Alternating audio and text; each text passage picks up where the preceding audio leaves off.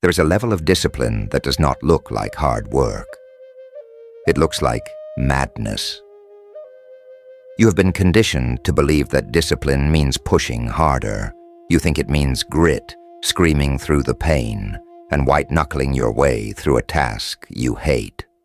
You are waiting for an aggressive surge of willpower to rescue you from your comfort.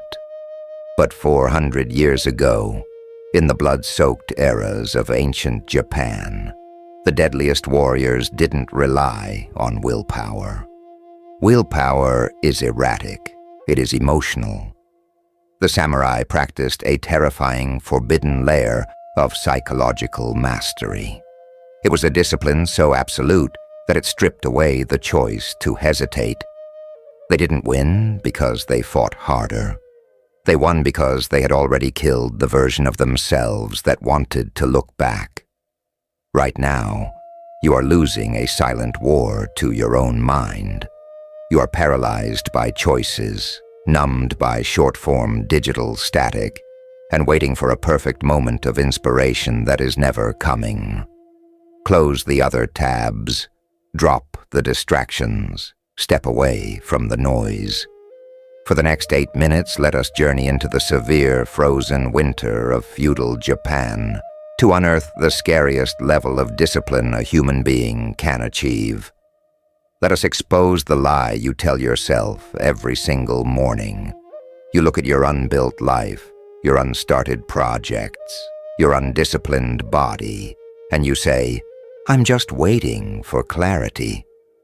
But if we strip away the clever excuses of your intellect, we find a much darker psychological reality.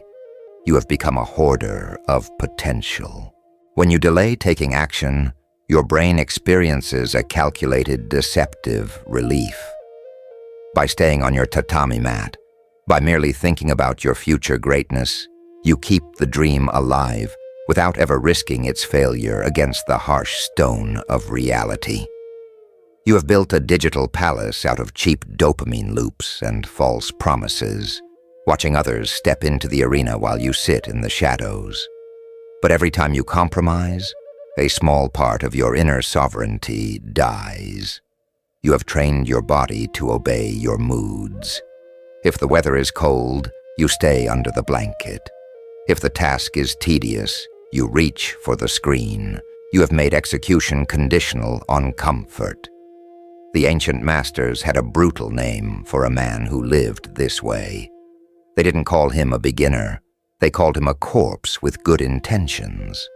By treating your duties as a debate, you have surrendered your blade to your lowest, most primitive self. In the mid-17th century, the legendary Zen master Takuan Soho, who advised the greatest swordsman of Japan, wrote extensively about a state of being called Fudoshin, the immovable mind.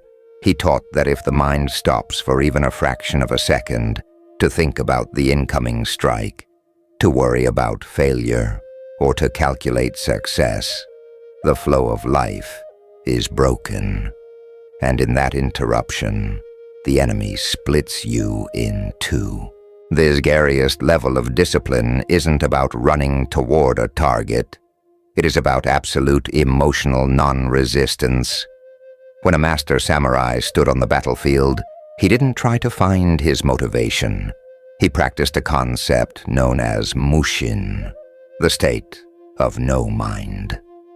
He emptied his consciousness of expectations, fears, and outcomes. He didn't see 10 enemies. He saw only the exact blade in front of his face. He didn't demand that the world become warm or that his body feel rested. He accepted reality exactly as it was, and he moved through it. This matches perfectly with what the Stoic master Marcus Aurelius wrote in his private journal during his darkest campaigns. The mind adapts and converts to its own purposes, the obstacle to our acting. The impediment to action advances action. What stands in the way becomes the way. When you attain this level of warrior psychology, procrastination becomes an impossibility. Why? Because you stop asking your mind for permission to execute. You stop waiting for a feeling. You understand that the action is the only reality that matters, and everything else is just background smoke. To build this terrifying level of execution in your modern life today, you must burn away your options. You must adopt the severe, uncompromising architecture of the ancient lifestyle. Here are the 2 laws of the absolute forge. Law 1, the doctrine of the decreed hour. The average man wakes up and asks his body how it feels before deciding what to do. The warrior decrees the action before the sun rises. You must eliminate all morning decision-making. Select your most critical, high-friction task the night before. Write it on a physical card. When you open your eyes, you are forbidden from checking a device, consuming entertainment, or negotiating with your comfort. Your feet must hit the floor, and your hands must touch the work within 5 minutes. Treat this window not as a choice, but as a command from a dead master. Law 2, voluntary cold exposure of the will. To make your mind immovable, you must routinely punish your desire for comfort. Every day, pick one small thing that your primitive mind begs you not to do, and do it solely because of the resistance. Step into a freezing shower without hesitating. Sit at your desk for 30 minutes without moving a muscle or checking a tab. Clean your environment with the precision of a monk.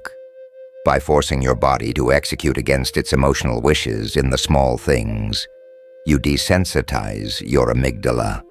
You teach your brain a terrifying truth. Your comfort is entirely irrelevant to your execution. The illusion of a comfortable tomorrow is a disease that is eating your life away. No perfect, effortless day is waiting for you in the future. No inspiration is going to fall from the sky to save you from your own lack of discipline. The scariest discipline is born the moment you look at your fear, your exhaustion, and your modern distractions, and you say, "And yet, I will strike." Be the man who can be trusted to execute in the absolute dark, so that you are worthy to inherit the light. Let the distracted world chase the short-form loops. Let the weak debate their feelings. You have stepped onto the path of the immovable mind. Step into the comments below. Do not write a long, emotional essay of empty promises. Leave a single sentence declaring the one brutal task you will execute within the next 30 minutes, regardless of how your mind protests. The bell has tolled. The iron is cold. Move.